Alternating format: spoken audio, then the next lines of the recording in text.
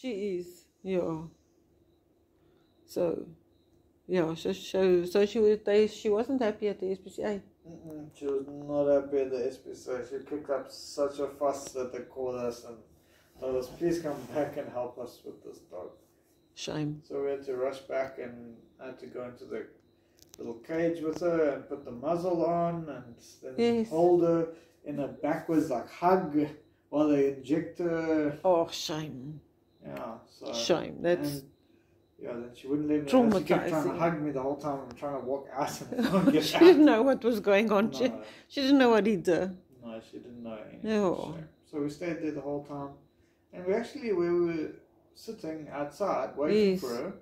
We realized that the window was cracked open, and that was the operating theatre where she was being operated, so she could hear our voice. Is it? Oh, that's good. Even though she was knocked out. But, we were right there. Yeah.